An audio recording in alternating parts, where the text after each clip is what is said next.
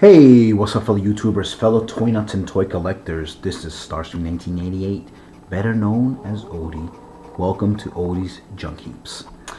What we have here today are 1955 to 1957 Chevy Bel Airs. One of my favorite all-time cars ever. My mother's second husband, basically my half-brother and sister's dad, he actually used to own a 57 Chevy. Car was amazing. Didn't have it for too long for some reason. I think somebody gave him an unbelievable offer, so he got rid of it. Then after that, he got into the Oldsmobiles. He had like 442s. He had quite a few years, like a 68, 69, and 70, 71. It was crazy. But yeah, great car. I'll give you a quick little history on this guy. And I'm honestly reading this off just so you know, you don't have to. But yeah, 57 Chevy Bel Air, one of the few cars that I have seen that every year they just make a new one. You can't even do that in today's automotive world. All cars last 3 to 5 year runs usually. Same body. They might do a little bit of a change here and there cosmetically, but the Bel Air, literally every year was different. Maybe they might have still used the same engine, and for most cases, sometimes they did, depending on the generation. But the freaking body would constantly change. It is ridiculous. You can't do that nowadays. Things have changed. It's all about the mighty dollar now, and so you have to keep the same the same body style just going because they want to get the most money out of it, since they already have production lines and whatever not. But anyway, as you're looking at these cars, I'll read this off real quick. So it was basically from 1950 all the way to 1975 that the Bel Air existed. That's 25 solid years of this brand. They almost brought it back in 2002. They made a concept, beautiful little car. It looked a lot like a T-Bird though, in my opinion. And it just didn't come.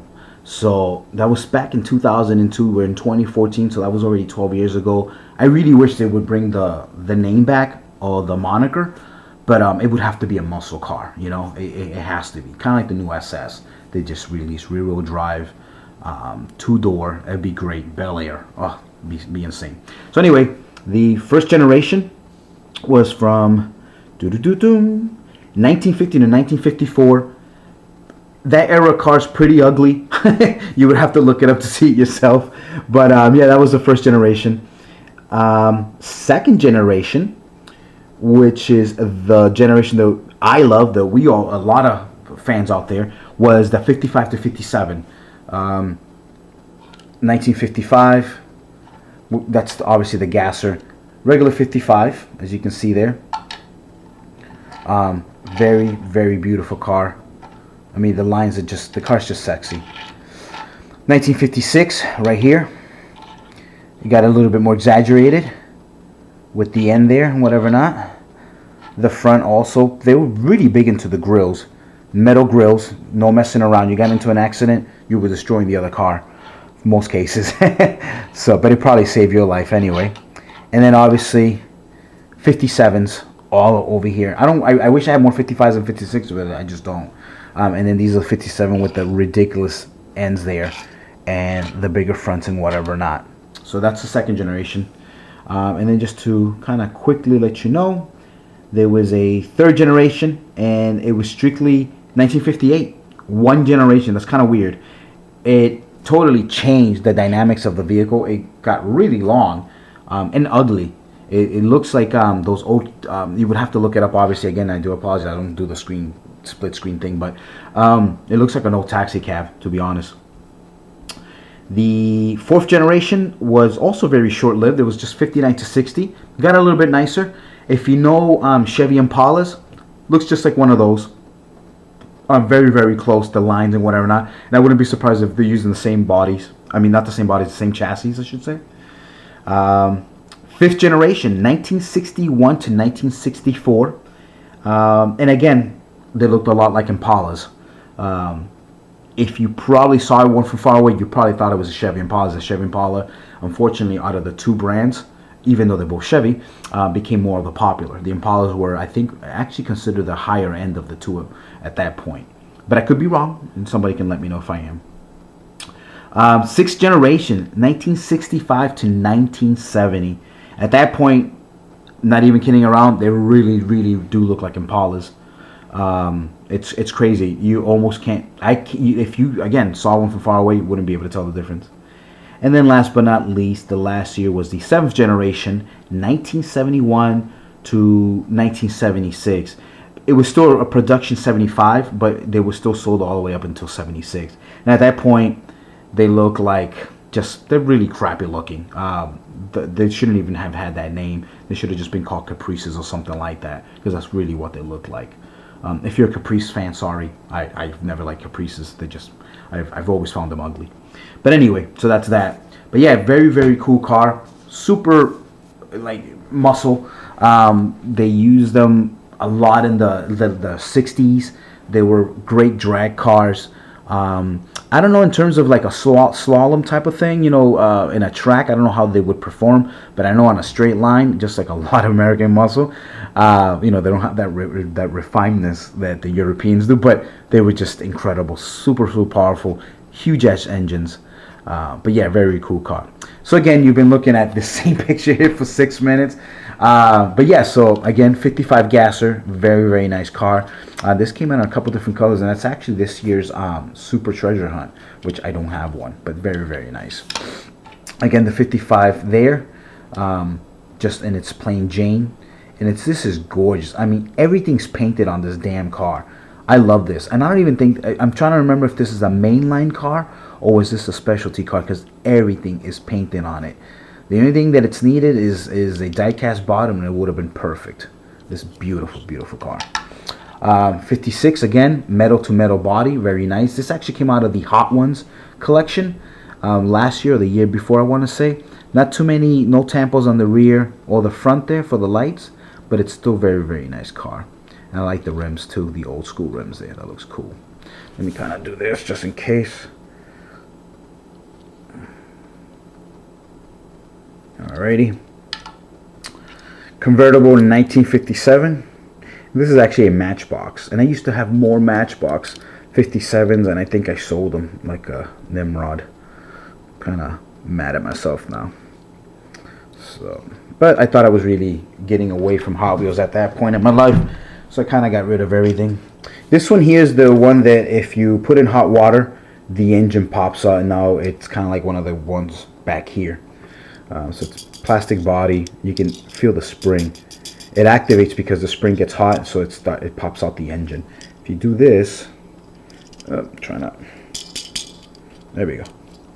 As you can see, that's kind of what it looks like. And I did a review on this a little while ago. It's not very even, but it works. These just came out recently, but they are beautiful. I like them. I wish they did more colors. I would get them. So, very, very cool. Purple. Decepticon. Autobot. So, I'm not even kidding. I might actually get little stickers and put Autobot symbol there and a Decepticon symbol there just for the hell of it. This is from, this came out at least, I want to say 7-8 years ago. So it's the same exact body, but obviously with the raised V8 engine, with the blown engine there. Very nice, and obviously it has the Hot Wheels tampos there. Very, very cool. And the inside is like a transparent blue. I know you can't really see it. Let me see. Like a transparent blue. It's really cool. This purple one here, I don't remember when I picked this up. Actually, I just picked it up this week. I was thinking I had it for the longest. I actually did pick up this week. I feel kind of stupid for saying that just now. But it seemed like I had gotten it a long time ago, and that's because I had originally gotten this a long time ago, and then I got rid of it. So that's what it is. But yeah, I just actually picked this up at Thoughts Remembered over in Salem, Mass. 88 cents. Very cool. And last but not least, I was going to do a review on these bad boys on the color shifters, but this is the new color shifter, and it supposedly turns white. So I'll have to check that out one of these days. This one is fully covered, so it has full windows, and you can't see the inside. I want to say there's nothing in the inside, actually. Wow, they love to save money, Hot Wheels. $4, folks, for these cars, and there's not even an interior inside this car. So they blank it out basically by doing windows all over, and then when you look inside, there's no seats, no dashboard, no nothing. Oh man, they've gotten so cheap. I mean, I understand that all companies go through changes and whatever not, but they've gotten cheap. Oh, look at my hands, my warm hands. There you go, color shifting. So I guess I didn't have to do the water thing.